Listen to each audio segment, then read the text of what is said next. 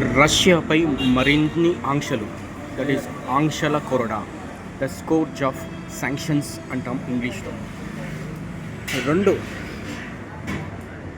కంపెనీలు యుద్ధానికి నిధులను అందిస్తున్నాయి అని ఆరోపించారు. అంటే రష్యాలో ఉన్నటువంటి ఈ యొక్క చమురు ఎక్స్పోర్ట్ చేసేటువంటి రెండు ప్రధానమైన కంపెనీలు యుద్ధానికి కావాల్సినటువంటి వార్ ఫండ్స్ని రష్యాకి ప్రొవైడ్ చేస్తున్నాయి, కాబట్టి వాటి మీద ఆంక్షలు విధిస్తున్నాము అని ప్రకటన వెలువడింది. రష్యాపై EU గురువారం మరిన్ని ఆర్థిక ఆంక్షలను విధించింది.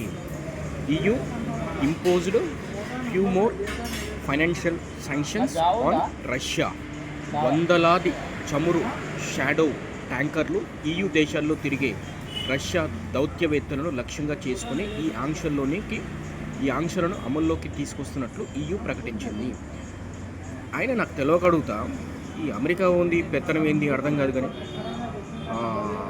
రష్యా నుంచి విడిపోయినటువంటి ఒక చిన్న దేశము ప్రమాదకరంగా ఎక్కడో సుదూరంగా ఉన్నటువంటి పెద్ద దేశాలతో సైనికపరమైనటువంటి ఆందవ్యాలను నెరుపుతూ ఉన్నప్పుడు ఈ యొక్క పొరుగునే ఉన్నటువంటి పెద్ద దేశానికి ఒక రకమైనటువంటి సైనికపరమైనటువంటి అభద్రత ఏర్పడడం సహజం. సెక్యూరిటీ పరంగా ఇన్సెక్యూరిటీ ఉంటుంది సైనిక పరంగా. కాబట్టి రష్యా మాట వినకపోవడం అనేది ఈ యొక్క లెవిన్స్కీ ఉన్నాడు కదా, ఉక్రెయిన్ అధ్యక్షుడు, అతను చాలా గొప్ప విజయం సాధించినట్టు జెవెలిన్స్కీ భావిస్తున్నాడు. మీడియా కూడా ఆ రకంగానే ఫోకస్ చేస్తుంది. బట్ ఇరుగు పొరుగు దేశాలతో సఖ్యంగా ఉండకుండా ఎక్కడో దూరంగా ఉన్నటువంటి దేశాలతోని ఆర్థిక సైనిక అనుబంధాలను కొనసాగించడం కరెక్ట్ కాదు. అయితే ఏడాది చివరికల్లా రష్యా చమురుకు భారత్ రామ్. అంటే American officers are announcing that India also accepted to withdraw the purchase agreements from Russia because India is a great country and Indians are very clevers. That is why they are taking a wise decision. ఈ రకంగా పొగడ్తలతో ముంచెత్తుతూ Russia నుంచి కొనుగోలు చేయకుండా రష్యాపై ఆంక్షలు విధిస్తూ పరోక్షంగా భారత్ కూడా చెప్పే ప్రయత్నం చేస్తుంది అమెరికా. ఇదేంటంటే ఒక రకమైన తుంటరి వ్యవహారం. భారత్ అంటే ఒక పిల్ల దేశం కాదు.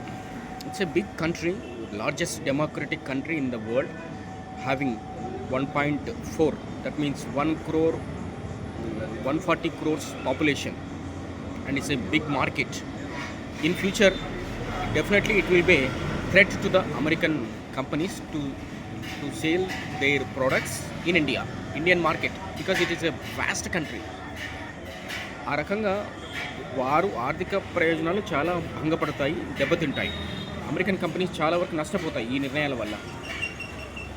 ఫైనల్గా ముఖ్యంగా భారత్ స్పందన ఏంటంటే, ఈ యొక్క ట్రంప్ వ్యాఖ్యలపై భారత్ స్పందించింది. విదేశాంగ మంత్రిత్వ శాఖ అధికార ప్రతినిధి రణధీర్ జైస్వాల్ మాట్లాడుతూ, చమురు విషయంలో ప్రధాని మోదీ, అమెరికా అధ్యక్షుడు ట్రంప్ల మధ్య ఎలాంటి ఫోన్ సంభాషణ జరగలేదు.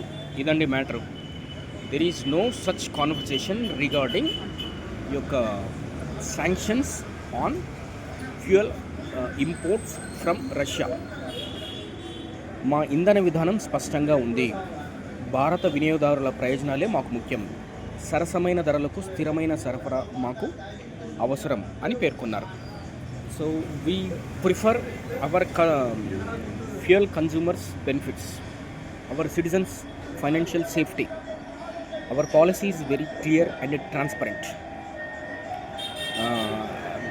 Reasonable prices and stable supply.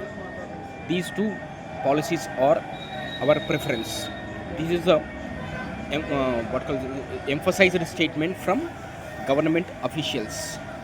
Trump మామ రకరకాల విన్యాసాలు చేస్తూ తన పరువు తాను తీసుకుంటున్నాడు. నాకు తెలిసి అతను కొన్ని అనధికారిక వ్యవస్థల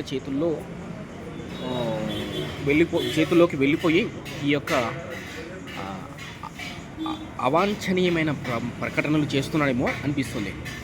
ఒకప్పుడు మనకు చాలా మిత్రుత్వాన్ని మనతో నేర్పినటువంటి వ్యక్తి ఇలా మారిపోవడం, ఇలా చేయడం ఎట్ ద సేమ్ టైం సైమల్టేనియస్గా we will try to convince the China also అంటున్నాడు. But that is never possible, that will never happen. China, India చాలా చాలా బలీయమైన శక్తులు. అంత ఈజీగా వారి మాట చెల్లుబాటు కాదు. Because our Indian foreign policies or something unique. ప్రపంచ పటంలో చాలా అరుదైనటువంటి గౌరవాన్ని, ఘనతను కలిగి ఉన్నది. ప్రత్యామ్నాయంగా ఒకవేళ అలాంటి పరిస్థితి ఏర్పడితే, నిజంగా శాంక్షన్స్ అమల్లోకి వచ్చి ఇబ్బంది కలిగితే, ప్రత్యామ్నాయంగా ఎన్నో విధానాలు ఉంటాయి, ఎన్నో దేశాలు ఉంటాయి సరఫరా చేయడానికి. Because foreign policies and strategies are going to play important role. Thanks for watching and hearing. Have a nice day friends. Bye.